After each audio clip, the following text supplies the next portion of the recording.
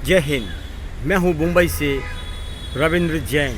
आखिर शास्त्रों और पुराणों में इस बात का उल्लेख है कि कर्म प्रधान है, नरक और स्वर्ग मौजूद है नीचे और ऊपर।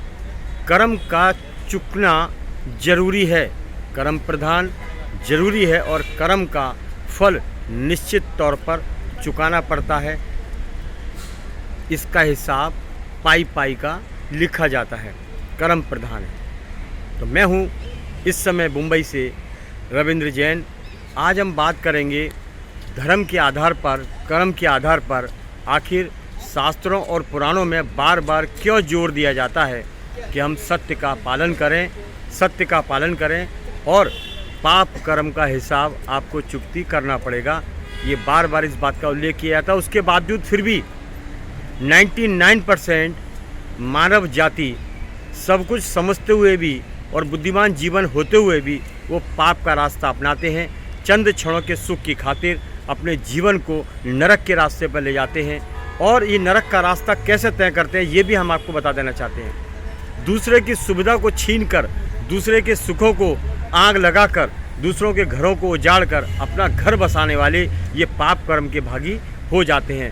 शास्त्रों के मुताबिक ऐसे लोगों को चंद दिनों का, चंद महीनों का, चंद सालों का सुख तो प्राप्त होता है, लेकिन इनका पुण्य जब जितना बाकी रहता है तब तक इनको कोई असर नहीं होता। लेकिन पुण्य खत्म होने के बाद जब नरक का पीरियड चालू होता है तो इनको चुन चुन के हिसाब पूरा करना पड़ता है। तो ये है व्यवस्था आधार पर बताई हुई, शास्त्रों के आधार पर।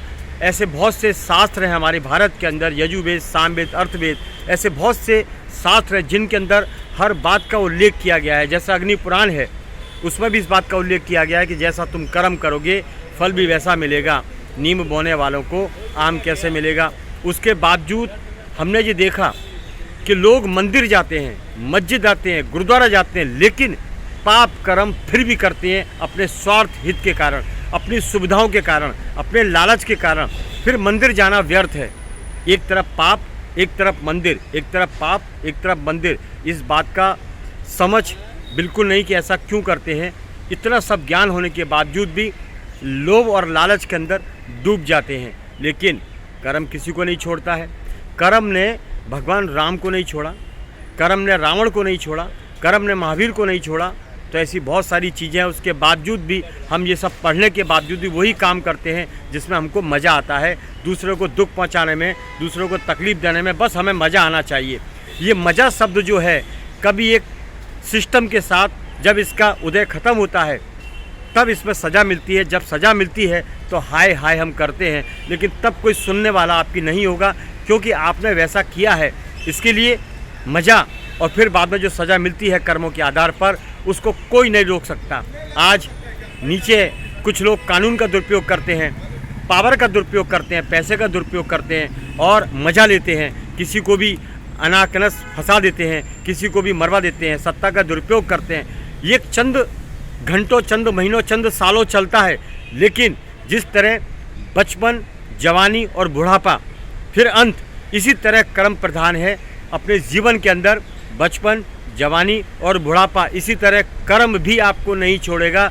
आप मौज कर लो दूसरे के पैसे पर, लेकिन जिस दिन इसकी जवानी ख़त्म होगी उस दिन आपको महसूस होगा कि हमने गलत किया। लेकिन उस समय टाइम निकल चुका होगा, उस समय निकल चुका होगा। उस समय आपको भुगतना पड़ेगा कर्म के आधार पर। नरक में सजाएं बिल्कुल व्यवस्थित है। जैसे यहाँ पर कानून की सजाएं व्यवस्थित है, उसी तरह नरक में सजाएं व्यवस्थित है। यहाँ नहीं मिली तो वहाँ आपको मिलेगी। ये कड़वा सच है शास्त्रों के माध्यम से।